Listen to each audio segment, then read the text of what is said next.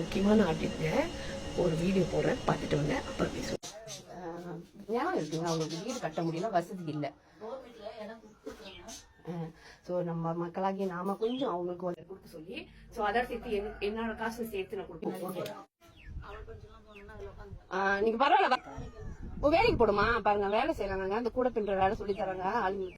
வணக்கம், இதான் நம்ம வீடு. ஓகேங்களா, இப்படி தான் கட்டியிருக்கோம். கட்டி முடிச்சிருக்கோம், பாதி முடிஞ்சிருச்சு வேலை. இவங்க 2 பேரும் திரும்ப நம்ம வேலை பார்த்துட்டு ஒரு வீடியோ வந்து ஷூட் பண்ணி கொண்டுட்டு வந்து நான் டிக்டாக்ல போட்டு டொனேஷன் கேட்டிருந்தேன். அதில் ஒரு சில நல்ல உள்ளவங்க காசு கொடுத்தீங்க. அவங்களுக்கான அப்டேட் தான் இது. உண்மையாலுமே வந்துட்டு பெருமையாக இருக்குது, சந்தோஷமாகவும் இருக்குது.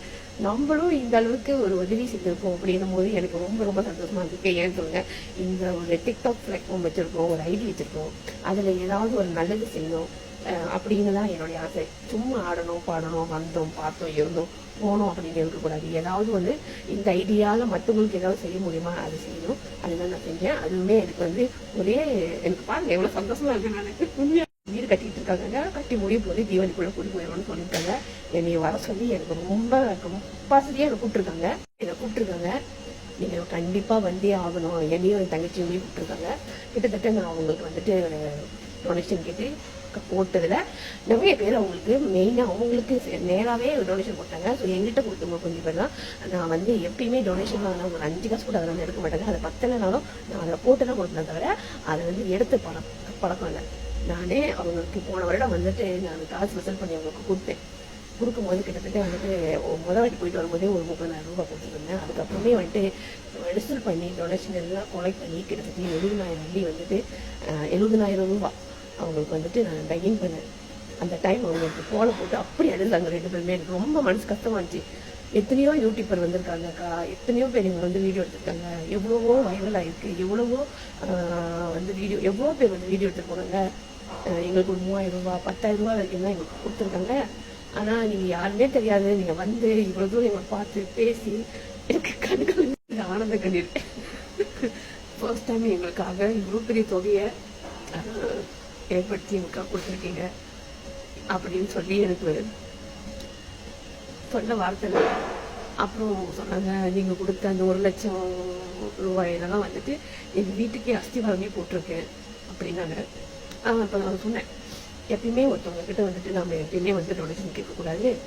நம்மளால் முடிஞ்சது ஏதாவது நம்ம வந்து வேலை செஞ்சு இதுக்கு மேலே இன்னும் எப்படி முன்னேறணும், என்ன செய்யணும் அப்படின்னு நீங்களாம் பார்க்கணும் அப்படின்னு சொல்லி கொஞ்சம் மோட்டிவேஷன் கொடுத்தேன். இப்பயுமே 2 பேருமே வேலை செய்கிறாங்க.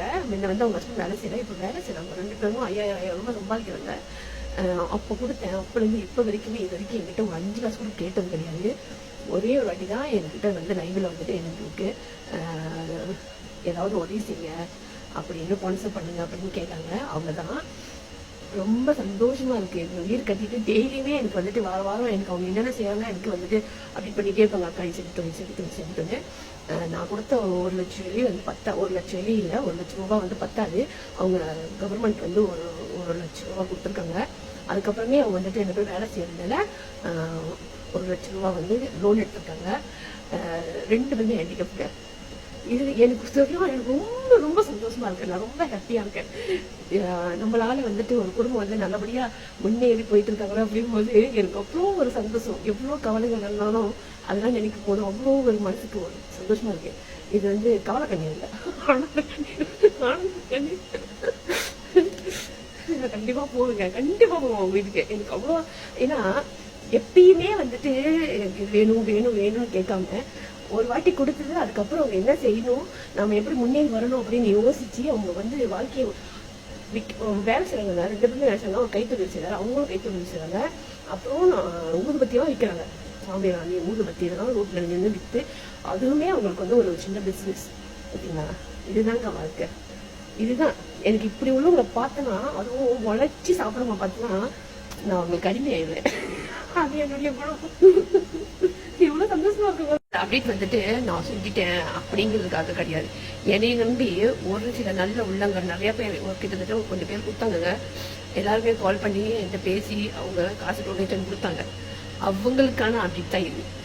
என்கிட்ட வந்து இடையில கூட 2 பேர் கேட்டாங்க, அக்கா அவங்க எதுக்கு காசு வந்து எப்படி இருக்காங்க தரும் அப்படின்னு. அவங்களுக்கான அப்டேட் தான் இது. ஓகே, நான் ரொம்ப சந்தோஷமா இருக்கேன். ஹிந்தியில